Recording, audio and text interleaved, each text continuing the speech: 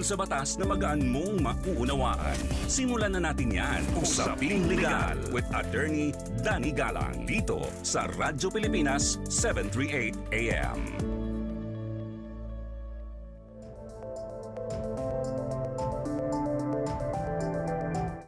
Magandang araw sa inyong lahat. Ako po ang inyong lingkod, Attorney Danny Galang, at kayo'y nakikinig sa Usaping Legal sa Radyo Pilipinas. Ngayon ay Sabado, January 4, 2025. Ayan ho, Happy New Year ho sa lahat ng mga tagapakinig at taga-subaybay ng Usaping Legal dito sa Radyo Pilipinas. Bagong taon na nga ho, 2025 na. At ayun nga ho, no, ano ho ang inyong New Year's resolution? At ayan, ang dami ho dyan ay syempre makapag-ipon, ayan, makapag-diet, makapagpapayat, ayan. Ay, ang dami ho New Year's resolution. At sana naman ho ay matupad nyo ho yung lahat ngayong taon. At syempre, kamusta naman yung unang araw ng 2025 ho sa inyo? Madami ang tamad pang pumasok. Hindi ho holiday yung January 2 at 3 natin. Pero mukhang madami hong naka-leave at nakabakasyon pa. At syempre sa Lunes, January 6, ayan ho, talagang hindi na mapipigilan. Talagang balik na ho. Balik na ho sa dati, no? Back to reality, ika nga. At syempre ho, no, wag na ho tayong tamarin. Dapat tayo ay positibo sa pagpasok ng bagong taon. At magpasalamat ho tayo na tayo ay mayroong babalikang pantrabaho. At yun nga ho, iba naghahanap pa ng trabaho. No? At pasalamat ho tayo talaga, blessed ho tayo na tayo ho ay may trabaho. Kaya ayan ho, tayo ho ay magsipag ngayong darating na taong 2025. At ayun nga ho, sa mga hindi pa ho nakakahanap ng trabaho, sana ho ay makahanap ho kayo ng trabaho ngayong 2025. Napapakinggan ang Usaping Legal sa Radyo Pilipinas tuwing Sabado mula alas 11 ng umaga hanggang alas 12 ng tanghali. Tayo ay napapanood din sa Free TV dahil sa pagtutulungan ng Radyo Pilipinas at ng People's Television. Hanapin ang Usaping Legal at iba pang programa ng Radyo Pilipinas sa Channel 3 sa TV Plus at sa Channel 45 to 49 naman sa For the Box. Ang programa natin ay linggo-linggong tatalakay ng mga napapanahong isyung legal at magpapaliwanag ng mga batas sa paraang simple at madaling maintindihan ng ating mga tagapakinig. Meron din tayong segment sa ating programa, ang Sagot Kita, kung saan maaari kayong sumangguni ng inyong mga katanungang legal. Mag-text na inyong katanungan, komento o reaksyon sa ating programa sa cellphone number na 0917-626-1169, 0917-626-1169 sa oras ng ating programa.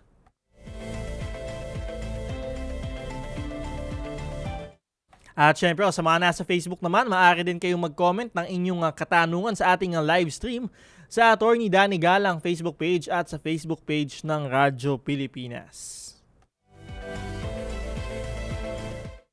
Ayan ho, ang dami hong paraan para makapagtanong sa ating programa. At syempre, naka-live stream din ho tayo sa YouTube. Meron ho nga Radyo Pilipinas YouTube channel. Ayan ho, dyan, napapanood din ho dyan ang ating programa ng live. At maaari din ho kayong magkomento ho dyan ng inyong mga katanungan.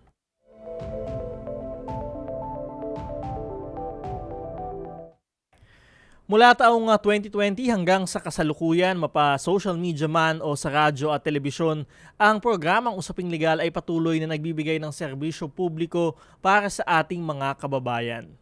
Ang titulo ng ating programa na Usaping Legal ay rehistrado sa Intellectual Property Office of the Philippines bilang isang trademark at ito ay protektado ng Intellectual Property Code ng ating bansa.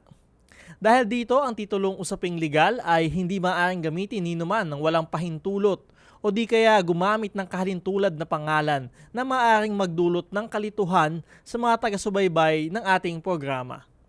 Ang paglabag sa Intellectual Property Code ay may kaukulang kaparusahan, kabilang na ang pagkakakulong at pagbabayad ng danyos. Dapat na tumigil ang sinuman na gumagamit ng kahalintulad na pangalan upang hindi maharap sa kaukulang kaso.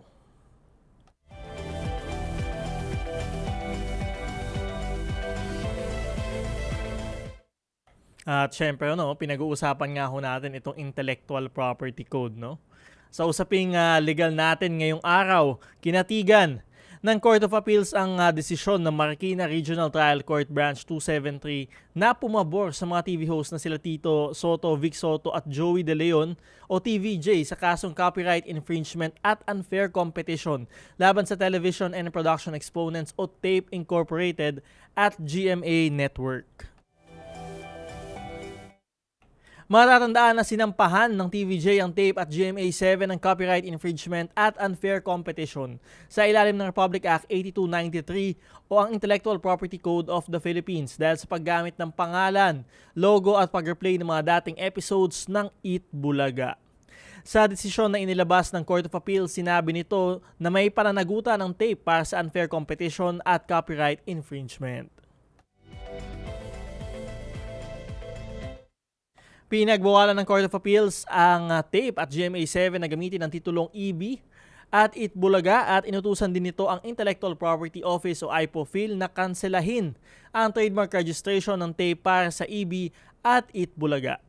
Sinabi ng korte na masasabing may bad faith at fraud sa pagkuha ng TAPE sa trademark ownership ng Eat Bulaga noong taong 2011 kahit pa alam nito na si Joey De Leon ang nakaisip ng nasabing pangalan. Nauna nang pinagbayad ng Marikina Regional Trial Court ang TAPE ng 3 milyong piso para sa unfair competition at copyright infringement kasama ng exemplary damages at attorney's fees. Sinabi din ng Court of Appeals na ang eksklusibong karapatan ng mga scientists, inventors, artists at gifted citizens sa kanilang intellectual property at mga likha ay dapat na maprotektahan. At ayan nga ho, panalo uli ang TVJ, ang trio na TVJ dito sa Court of Appeals. Makalipas ho na isang taon, panalo ho sila last year doon sa RTC. At kaya nga ho, nagamit na ho nila ulit yung pangalan na Eat Bulaga. At dito naman ho, itong nakaang buwan nga ho, itong Disyembre lumabas din, no? Na talagang kinatigan din ng Court of Appeals ang kanilang kaso, no? Laban sa TAPE at GMA7.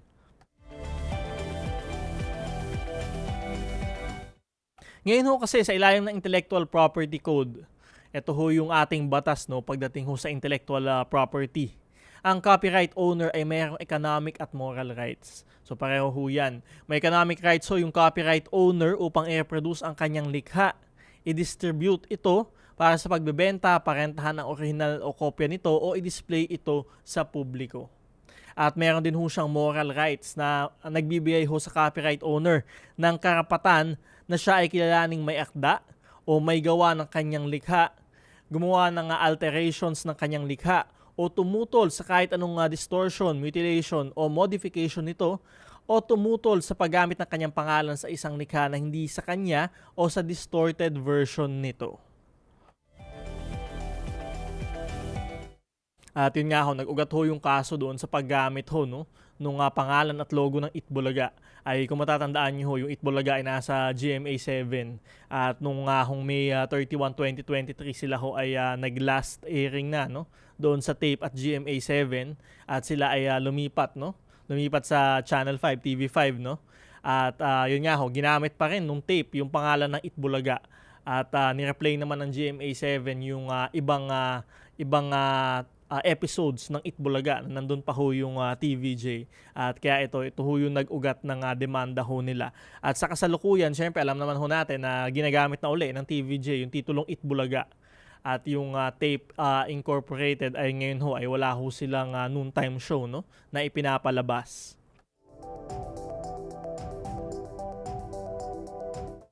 Ngayon ho, ayon sa batas, ang sinumang mapatunayan na nag-violate sa economic o moral rights ng copyright owner ay liable sa copyright infringement at maaaring mapanagot sa pamamagitan ng mga sumusunod. So una ho, yung injunction o pagpapatigil sa pag-infringe ng copyright ng may-ari nito. Yan ho yung iniutos ng korte. Tigilan na yung paggamit sa logo at pangalan ng Eat Bulaga. Ayan ho yung unang ipinag-utos at yung pag-replay sa mga dating episodes ho nito. Pangalawa, yung pagbabayad ng copyright owner ng actual, moral at exemplary damages at maging mga profits o kita ng mga taong nag-infringe sa copyright. At yung pag-deliver under oath ng mga infringing copies para sa destruction nito. So ayan ho, pinagawa na rin ho yan ng korte. Pinagbabayad yung tape at GMA7 ng 3 milyong piso in damages sa TVJ para ho dito sa kasong ito.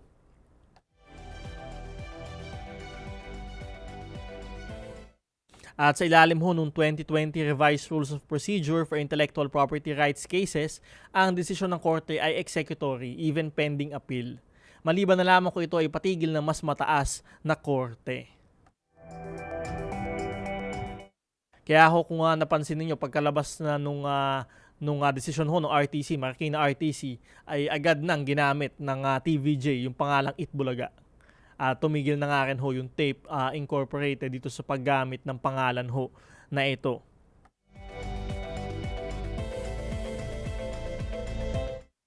At yun nga ho, tuloy-tuloy ang panalo ng TVJ sa RTC, sa IPOFIL at kinansela din ho ang trademark registration itong tape incorporated dito sa Itbulaga at EB na pangalan at mga logo. At ito nga ho sa Court of Appeals.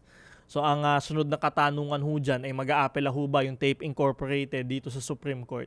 Siyempre maaari pa rin ho silang mag-apela dito sa ating Korte Suprema, yung pinakamataas ho na korte sa ating bansa. Ay tingnan ho natin sa mga susunod na araw kung sila nga ay mag-aapela sa Korte Suprema.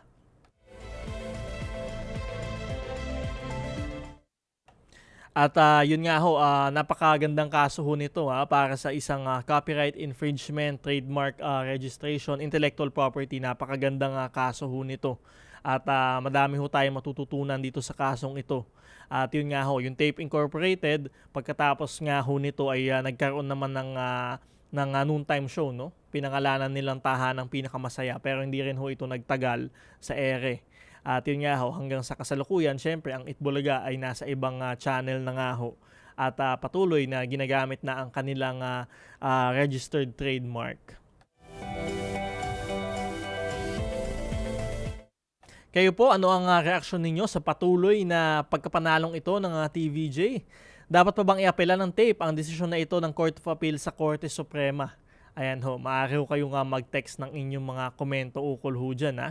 Sa pagbabalik ng usaping legal, sasagutin ko naman ang inyong mga katanungang legal. Mag-text na inyong tanong, komento o reaksyon sa ating programa sa cellphone number na 0917-626-1169, 0917-626-1169 o hanapin ang ating live stream sa Attorney Danny Galang Facebook page at sa Facebook page ng Radyo Pilipinas. Magbabalik ang usaping legal matapos lamang ng ilang paalala.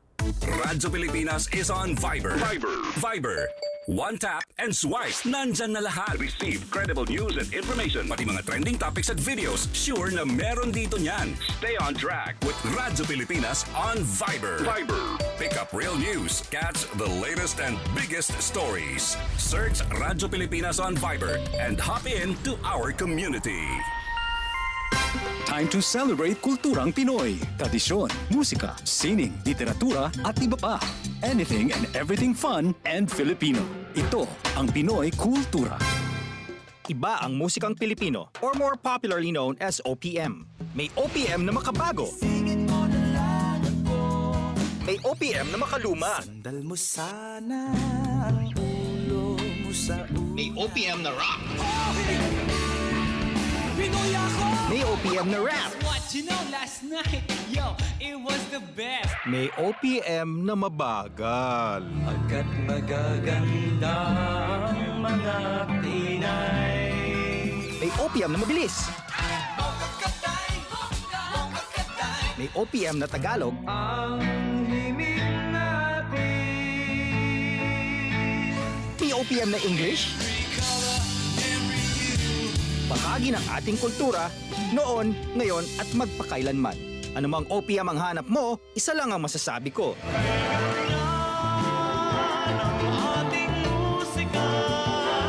Yan ang Pinoy Kultura because our culture is cool. This is a public service announcement. Maging handa sa oras ng sakuna. Para sa iyo at sa iyong pamilya, laging siguruhin. Go Bag ay nakahanda at naglalaman ng mga sumusunod. ilang pirasong damit, ready-to-eat na pagkain at inuming aabot ng 3 araw. Personal na gamit para sa inyong hygiene. First aid kit kabilang ang alcohol, bandages, gamot sa lagnat, ubo at sipon, pati na rin ang inyong vitamins at maintenance medicines. Maglagay ng pito, flashlight, lighter o posporo. Huwag kalimutan ang mga charger o power bank. At higit sa lahat, isama ang mga importanteng gamit gaya ng inyong mga legal na dokumento, IDs, ATM o passbook, insurance at iba pa. This is a public service announcement. From PBS, Presidential Broadcast Service and Radyo Pilipinas. Nag-uugnay ng pamahalaan sa sambayanan. Radyo Pilipinas. Radyo Publiko. Tugon sa mga katanungang naaayon sa batas ang ibibigay. Usaping Legal. Kasama si Attorney Danny Galang sa Radyo Pilipinas, 738 AM. Nagbabalik ang usaping legal dito pa din sa Radyo Pilipinas. Ito dumako na ho tayo sa ating segment na Sagot Kita. Mga legal concern na nais mabigyang kalinawan. Sagot kita! Mga nasusulat ukol sa batas na hindi lubusang maintindihan. Huwag kang mag-alala. Sagot kita! Sumangguni na kay Attorney Danny Galang dahil dito, Sagot Kita! Dito sa Sagot Kita, sagot ko po kayo at ang inyong mga katanungan legal. Mag-text na inyong katanungan, komento or action sa ating programa sa cellphone number na 0917-626-1169, 0917-626-1169 o hanapin ang ating live stream sa Attorney Danny Galang Facebook page at sa Facebook page ng Radyo Pilipinas.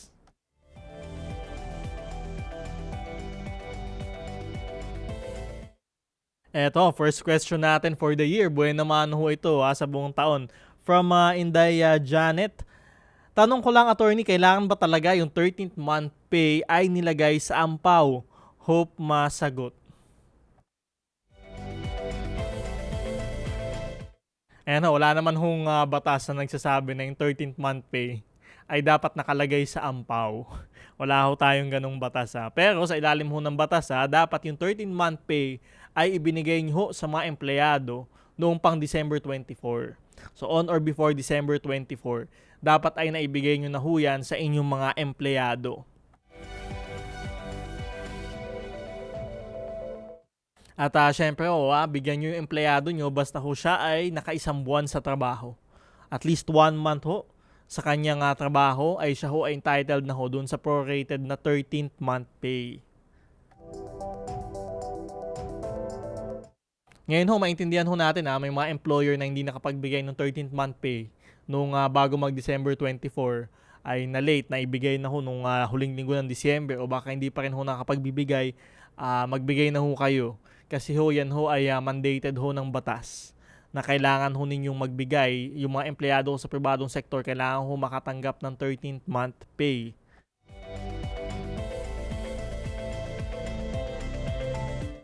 At syempre, yung mga kasambahay ho natin, ayon sa kasambahay law, kailangan din hong bigyan nyo ng 13th month pay ang inyong mga empleyado, ang inyong mga kasambahay.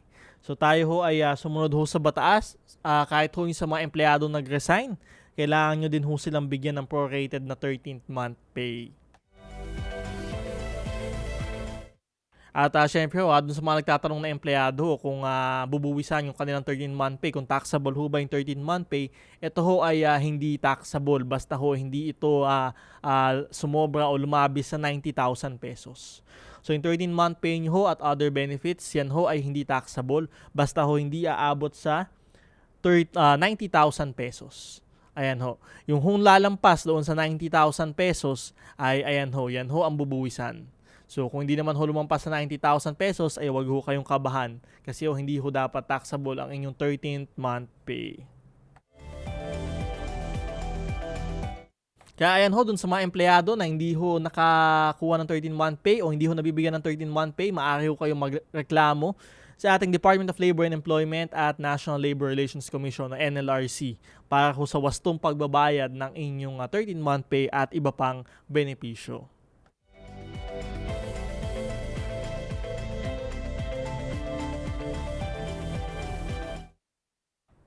From Rizal Robin, attorney, pwede pong magtanong lang po tungkol sa GSIS. Nagkaroon po ng loan ang teacher pero di naman naglo-loan. Makakasuhan po ba ang gumagawa noon? Ay, syempre ho, dapat ho makasuhan ha. Kasi ho, itong GSIS, ito ho ay counterpart naman ho ng SSS ha. Yung syempre ho, no, yung state pension ho ng para sa mga pribadong empleyado ng pribadong sektor ay SSS, Social Security System. Yun naman kung sa mga sa gobyerno ho, no, yung mga nagtatrabaho sa gobyerno ay GSIS, Government Service Insurance System. So ayan ho, no. At syempre, ang laki din ho ng kinakaltas ho dyan na mas malaki ho dun sa SSS. At ito ang SSS, talaga nagtaas na rin ho ng monthly contribution nila, 15% na nga ho. Yung GSIS, malaki din ho ang kinakaltas sa mga empleyado. At ngayon ho, nagtatanong ho sa atin, ay ito, sa mga teacher, sabi ho niya, wala naman siyang loan, ay bigla ho siyang nagkaroon ng ganyang, bigla ho siya nagkaroon ng loan. Ay matagal na ho yung issue sa GSIS ha. At yun nga ho, ang dami ho nagreklamo, hindi lamang ho mga teacher, pati ho mga ibang empleyado ng gobyerno na talagang bigla silang nagkaka-loan, ay hindi naman ho sila nagkakautang. At ayun nga, kapag kinalkal yung mga dokumento, makikita ho na talagang yung pirma nila ay dinaya, etc. Ay ayan ho, yung mga gumagawa ho niyan, maaari naman na mapanagot sa batas ho yan. Ayan ho, makipag-ugnayan lamang ho kayo sa GSIS. At ayan ho, para ho naman na masabi ninyo ang inyong panig at mapatunayan nyo na talagang wala kayong tinatanggap na any loan proceeds nga ho, no? Sa time o sa panahon na kayo ay nagtatrabaho. Kailangan ho yan na mai-establish ho yan na talagang hindi kayo nangutang. At kanilang ginagawa ay tuloy-tuloy na binabawasan ang inyong sahod ay dapat ho yan na mapagbigay alam sa kanila para humasog po yan. At syempre, makipag-ugnayan din ho kayo sa DepEd, Department of Education, magpatulong ho kayo. At dun ho sa ibang mga teachers groups nga ho, no, na talagang manang babantay doon sa mga benepisyo ng mga guro ho natin. Madami hong ganyang grupo. At yun nga ho, sa pagkakaalam ko, may mga ginawa na rin naman hong hakbang ang GSIS ho dyan. Dyan ho sa problema ho na yan.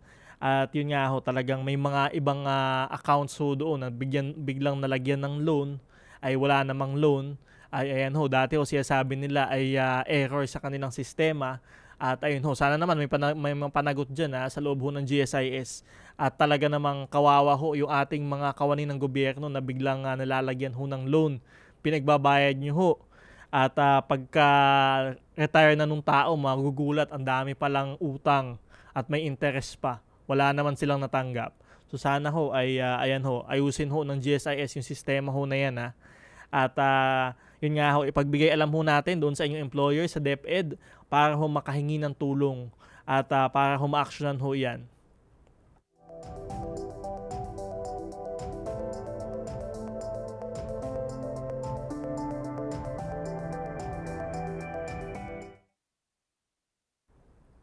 Ito naman tanong from Jason Manalo.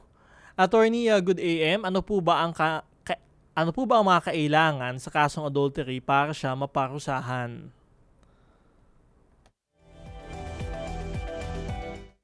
Ayan ho, New Year na New Year. May mga kasong adultery ho uli, no?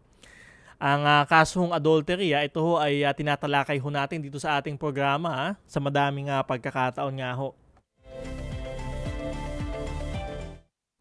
Itong kasong adultery ay sinasampa sa inyong asawang babae na nakipagtalik ho sa ibang lalaki. So ano ho yung mga elemento ng kasong adultery? Kailangan ho unang-una, kasal ho kayo sa inyong asawa o doon ho sa inyong dinedemanda. So ibig sabihin ho, hindi ho kayo pwedeng magsampa ng kasong adultery kung kayo ay mag-live-in partner lamang o mag-boyfriend-girlfriend lamang. Hindi ho kayo pwedeng magsampa ng kasong ganyan na adultery kung hindi ho kayo kasal. Ikalawa naman ho, ang inyong asawa ay napatunayan niyo ho na nakipagtalik sa ibang lalaki o sa lalaki na kanyang hindi asawa. At pangatlo ho, alam ho nung lalaki na kanyang katalik na siya ay kasal na at may asawa. So bakit ho kailangang alam nung lalaki? Kasi ho kasama ho siya sa kaso. So hindi ho pwedeng hindi nyo isasama yung lalaki dun sa kasong adultery. At syempre, lalo na ho yung inyong asawa, yun talaga ang inyong kinakasuhan.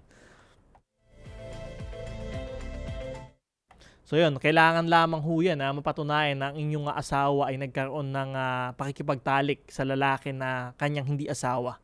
Kahit isang beses lang ho, kahit isang pagkakataon nyo lamang mahuli, inyong asawa ay maaari nyo na ho siyang kasuhan ng kasong adultery.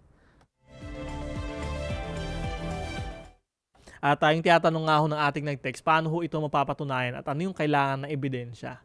So, mahirap ho itong mapatunayan. Siyempre ho, usually naman ay yung dalawang tao na nagtatalik ay sila lamang, di ba? Sila lamang ang nandun sa lugar ho na iyon.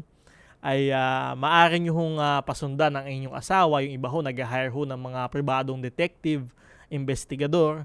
Ayan ho, para masundan yung inyong asawa, magkaroon ho ng mga pictures, video, na ebidensya ho, no, na talagang inyong asawa ay nangangaliwa ho sa inyo.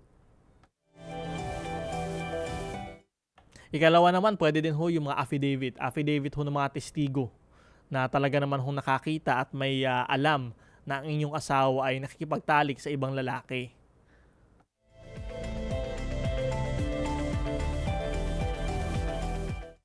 At syempre ho, may kulong ho sa kasong adultery. Maaari ho makulong yung babae hanggang 6 na taon. So ayan ho, mabigat ho yan na kaparusahan ho dyan sa kasong adultery. At wag naman din ho kayong mag-alala doon sa ating mga kababaihan na nakikinig naman ho. Yung asawang lalaki naman ho ninyo, kapag nangaliwa, ang kaso ho dyan ay concubinage.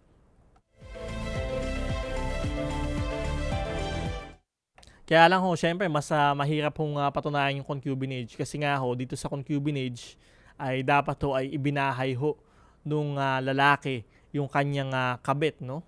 Sa inyong conjugal dwelling. O di kaya naman ho sila o ay nagsama under scandalous circumstances. Kasi ho sa adultery, syempre, kailangan lang mapatunayan na nakapagtalik ho, no? Yung babae doon sa lalaki. Yung ho sa concubinage, kailangan mapatunayan na ibinahay pa, no? Yung babae, yung kabit na babae doon sa inyong conjugal dwelling, bahay ninyong mag-asawa. O di kaya tumira ho sila sa ibang lugar under scandalous circumstances. So hindi lamang ho sapat na sila ay nagtalik ng isang beses para makasuhan sila ng concubinage. So kaya ho mas mahirap ho patunayan yung concubinage at mas mataas ho yung elemento nga ho, no? At yun nga ho, syempre tatanungin ninyo, parang unfair ho naman, yung revised penal code ho natin ay 1930s pa nga ho. At wala pa hong revision dyan dito sa mga kasong ito. Kaya syempre ho, nung panahon ho na iyon ay hindi pa ho pantay yung tingin ng lipunan sa mga babae at lalaki. Kaya naging ganun ho. At yung kaparusahan din nga ho, kasi sa concubinage, maaari lamang makulong mula hanggang 4 na taon, no? Sa adultery, hanggang 6 na taon. So mas mataas ho ang parusa sa adultery kapag ang babae ang nagkasala. So ayan ho, at alam ko meron naman ho mga moves ho dyan, no, sa Kongreso para ho amyendahan ho ang batas, ang buong revised penal code. Ay sana ho maisama ho ito sa mga amyenda para naman ho maging pantay yung pagtingin ho ng batas, no, sa ating mga sa mga lalaki at babae dito sa ating lipunan. Tuloy-tuloy lamang ang inyong mga katanungan. Mag-text na inyong katanungan, komento o reaksyon sa ating programa sa cellphone number na 0917-626-1169, 0917-626-1169 o hanapin ang ating live stream sa Attorney Danny Galang Facebook page at sa Facebook page ng Radyo Pilipinas. Magbabalik ang usaping legal matapos lamang ng ilang paalala. Time to celebrate kulturang Pinoy. Tradisyon, musika, sining, literatura at iba pa. Anything and everything fun and Filipino. Ito ang Pinoy Kultura. Famously known as the lead female character in the epic 19th century narrative of Jose Rizal's Noli Me Tangere, ang Maria Clara ay isang traditional dress na ginagamit ng mga Filipina. Touch Me Not may not just be the title translation of Jose Rizal's book. Pwede rin yan ang sinasabi niya sa kanyang pananamit, since the dress covers almost all of her person. It surely does. Ang Maria Clara ay may 4 na bahagi. The saya, which is a long dress, the tapis, which is a knee-long skirt, the camisa, which is a colorless camise, and the panuelo, which is a stiff scarf. Paano kaya na pinatigas yung scarves na di siya nabaluktot sa hangin? Sa pagplansya yan, gumagamit ata sila ng starch para nakatindig yung scarf all day long. And although the design of the Maria Clara has transformed through the years, in the 20th century, ang Maria Clara ay nag-evolve na to a terno. terno. Now that's what we mostly hear these days. That's the dress most, if not all, Miss Universe Philippines title holders wear during the nightgown segment in the global pageant. Good evening. My name is Gloria Diaz, Financial Manila. Miss Philippines. Those butterfly sleeves are really a fashion statement the whole fashion world can't help mention and admire. Exactly. Pinapasikat nila yung humble pinya cloth natin, which is what most ternos are made of. And with the ever-changing times, mixed with silk and ibang materials na rin, giving the terno a modern twist na sumasama sa changing standards in fashion today. Although the Maria Clara style has changed through the years, yung imahe of the classic Maria Clara can still be seen in every terno produced. Ang trahedya naman, if you've read Noli Me Tangere, which I assume we all have had in high school, unless you were so zoned out. Maria Clara and Crisostomo Ibarra don't end up together, but that's for another cultura. It sure is. Now that's a quick look at Kultura because our culture is cool. Yan ang Pinoy Kultura because our culture is cool. This is a public service announcement. Isang paalala mula sa National Telecommunications Commission, National Capital Region o NTC-NCR. Ang kanilang Oplan Contra Text Scams. Oplan Contra Text Scams. Binabalaan ng publiko na sakaling kayo ay makatanggap ng kakaibang text messages sa mga di kilalang numero o di kaya ay mga text messages na may kahina-hinalang mga link. Huwag pansinin, huwag pindutin, huwag i-click ang link. Huwag i-click ang link.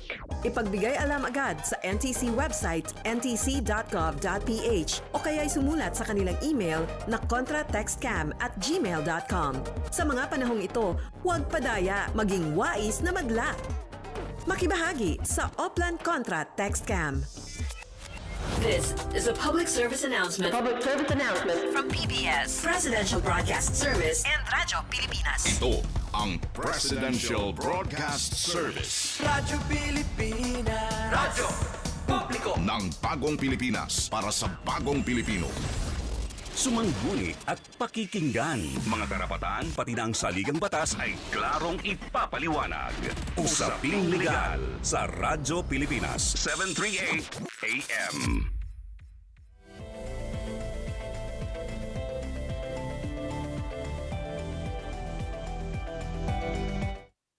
Eto naman ho nagbabalik ang Usaping Legal dito sa Radyo Pilipinas. Ito, tanong naman from cellphone number ending in 4732. Attorney Galang, good AM. Ano ang donor's tax at kailan makakamura dito? From Davao City. Ayan ho, happy viewing ho sa ating mga viewers at lahat na nakikinig ho sa Davao City. Happy viewing ho sa inyong lahat. Happy New Year ho sa inyong lahat.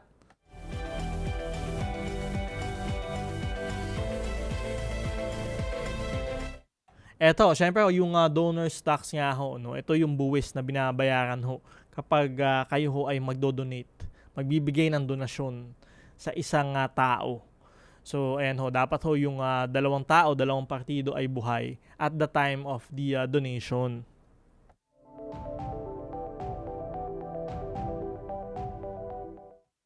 At syempre ho, no, dati ho ay ito ay subject to graduated rates bago ho yung ating train law. Tax reform for acceleration and inclusion. At ayun nga, train loan ho natin noong 2018, January 1, 2018, yan ho ay naging nag-took effect nga ho January 1, 2018. So yung dati ho yung donor's tax ho natin subject to graduated rates, ngayon ho isang rate na lamang ho, 6%. 6% ho no net gifts sa buong taon, no, in excess of 250,000 pesos. So ibig sabihin ho, kung ang yung donasyon, halimbawa ho, magdo-donate ho kayo ng property, land, o di kaya naman ho pwedeng kotse, o yan. Kung ito naman ho na donasyon ho yan, kung ito hindi lalampas naman ho sa 250,000 pesos, yung donasyon ninyo ay magiging exempt ho sa donor's tax. Kung hindi ho lalampas ng 250,000 pesos, exempted ho yan sa donor's tax.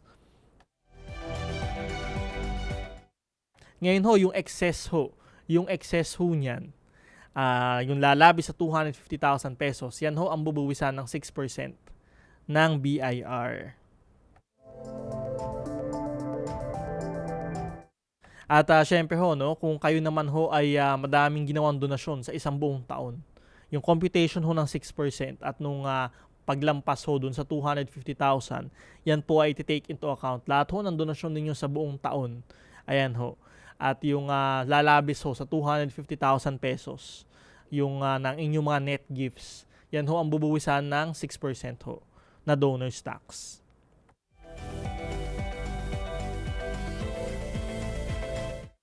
At syempre ho, no, kapag kayo ho ay nag-donate, kailangan ho ninyong mag-file sa BIR. Ito ho, BIR Form 1800 kung di ako nagkakamali.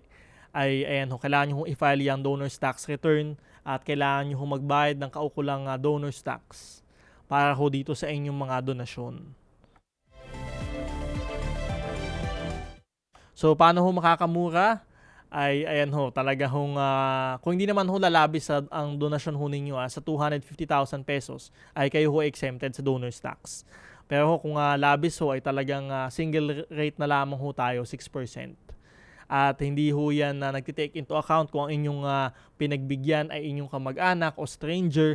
So dati ho kasi kapag stranger, mas mataas ho ang rate, no? 30% ho ang rate bago yung train law ho natin. So, dati ho, 30% yung rate kapag kayo ay nag-donate sa stranger, pero ngayon ho, lahat ho, equal na ho yan, 6%. So, 6% na ho yan. So, basta ho, hindi naman hihigit sa 250,000 pesos yung inyong dinonate sa inyong anak, kamag-anak, o sa inyong mga kakilala, kaibigan, ayan ho, ay hindi naman ho magiging subject sa donor's tax.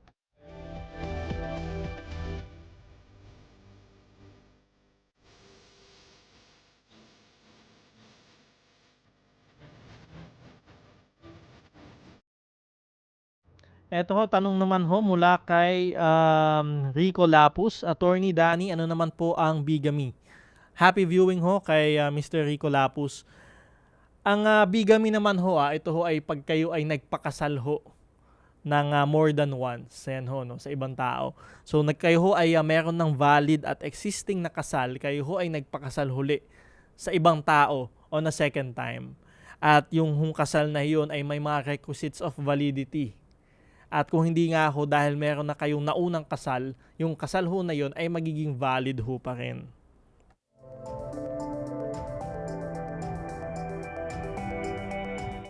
So yan ho, kasi tiyatalakay natin kanina, adultery, concubinage, bigamy. So ano naman ho yung bigamy? Yung bigamy ho, ito ho ay kasong kriminal din ho. Ito ho ay maikakaso sa inyo kung kayo ay magpapakasal ho habang ang inyong existing na kasal ay valid at subsisting pa. At syempre, kailangan ho yung kasal ho na pangalawa na inyong ginawa o dinaluhan ho ay valid ho. Ibig sabihin, may mga essential requisites for validity ng kasal nga ho. May mga formal at essential requisites ho ng kasal at ito ay valid. Kaya lang ho, hindi ito valid dahil nga ho kayo ay may existing pang kasal.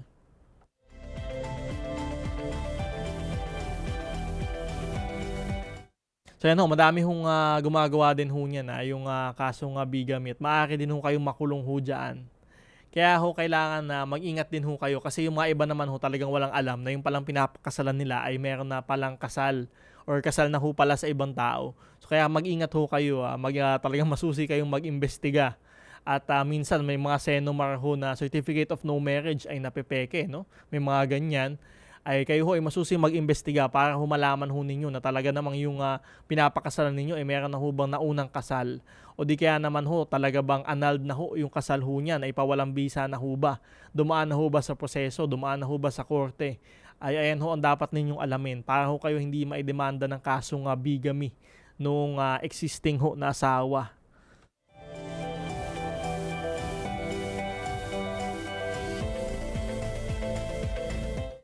At ayan ho, dun ho sa mga guilty ho dyan ay hindi ko ho alam ba't kayo gusto magpakasal ng 2 beses. Yung unang kasal nga ho, syempre, no? Iba na. Talagang iba ho pag talagang nagpakasal na kayo, di ba?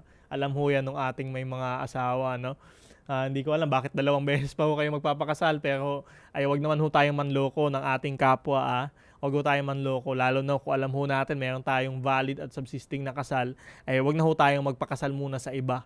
Kung inaantay ho natin yung mga dokumento para ho mapawalang bisa ang kasal, intayin ho natin yan, dumaan ho tayo sa proseso at yung decree nga ho ng korte, kailangan pa hong ipa-register ho yan sa ating civil registry At kung saan pa man ho, ay ayun ho, dumaan ho tayo sa proseso bago ho talaga tayo magpakasal uli. Siguraduhin ho natin na talagang wala na ho yung dati nating kasal.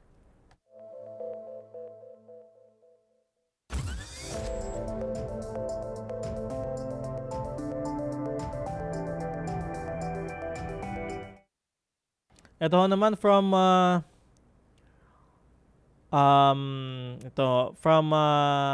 YouTube. Ito ho, kumuha naman tayo ng tanong sa ating YouTube. Meron ho tayong YouTube channel, Attorney Danny Galang YouTube channel. Diyan din ho naka-upload yung mga past episodes ng Usaping Legal. Kung hindi nyo ho napanood tuwing Sabado, maaari nyo ho yan na balikan diyan sa ating YouTube channel, Attorney Danny Galang YouTube channel. From Olo Pau Serazo. Sa amin tuloy ang deduction ni employer pero hindi hinuhulog ni employer sa SSS, PhilHealth at Pag-ibig. Dapat magbayad si employer.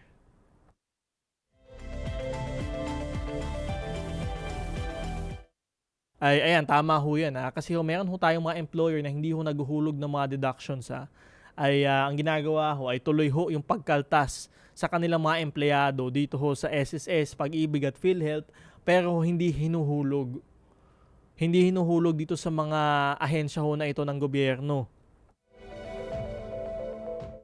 Ay hindi ko nagkakamali. Kailangan ihulog nyo ho yung mga monthly contributions nyo ho dito sa SSS, PhilHealth at Pag-ibig bago ho ikasampu ng buwan doon ho sa next na succeeding month nga ho, no? 10th day of the succeeding month. Kailangan nyo ihulog yung mga contributions ho ninyo. At syempre, hindi lang ho yung mga empleyado ang may contribution, pati ho yung ating mga, pati ho yung mga employer. So pareho ho yan. Yung employees contribution, ayan ho, pati ho yung employer's contribution ay dapat na inihuhulog nyo ho dito sa SSS, Pag-ibig at PhilHealth. Yun nga ho, 10th day of the succeeding month kung hindi ho ako nagkakamali. At yung iba ho kasi kung ano-anong kadahilanan kung ba't hindi hinuhulog yung contributions ng kanilang empleyado ay yung iba ho pinapa-interesan pa sa bangko o di kaya nilalagay sa paluwagan. Ay naku, wag naman hong ganyan kasi ho yung empleyado nyo ho ang magdurusa, magsasuffer ho dyan. Kapag ganyan ho kasi syempre ang inyong empleyado binabawasan nyo ho sa kanyang sahod pero hindi naman ho pala napupunta yung kanyang hulog doon sa mga ahensya ng gobyerno. Halimbawa ho, yung sa PhilHealth at syempre ho, nanghihingi ho yung PhilHealth ng 6 na buwan na contribution. Diba? Kunyari, kung kayo ay employed, ayan ho, ano ho ipapakita ng inyong empleyado kung sakaling hingian ho siya ng ganyan at kayo hindi naguhulog. So, ibig sabihin ho, hindi ho siya makakaroon ng kaltas sa PhilHealth, no? Pagka siya ay na-ospital. At syempre ho, ang mahal ho magpa-ospital ho sa ngayon. At malaking tulong na rin ho yung maibibigay ho ng PhilHealth. At kung hindi nyo hinuhulog yung mga kontribusyon ng inyong empleyado, ay ayan ho, ano ho ang mangyayari ho sa kanila. So ayan ho, konsensya nyo na rin ho iyan sa inyong mga employer, no? At syempre yung mga employer ho na ganyan, maaari ho kayong mapanagot sa ating Department of Labor and Employment, National Labor Relations Commission, NLRC. At syempre, maaari din ho kayong magsumbong doon sa mga ahensya ng gobyerno, SSS, PhilHealth at Pag-ibig. At sabihin nyo ho na hindi ho naihuhulog ng tama ang inyong mga benepisyo. At maaari hong masuspende at maharap pa sa kaukulang kaso ang mga employer ho na hindi ho naguhulog ng tama ng contribution ng kanilang mga empleyado.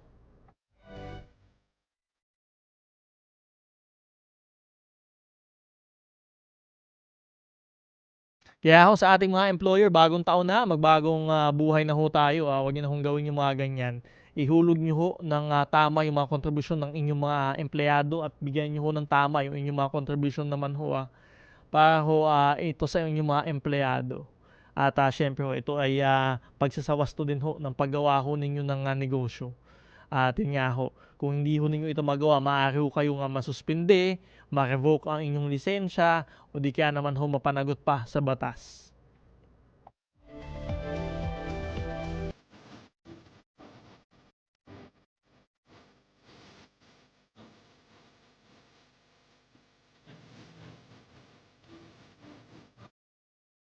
Ito, from Grace Lucinesio. Hello po, attorney. Ask ko lang po.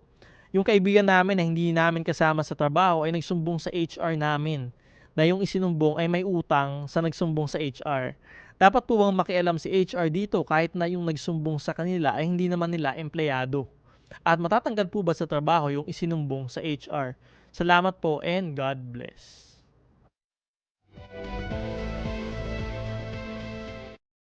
Ayan ho, yung nagtanong ho sa atin ay syempre ho, no? Yun nga ho.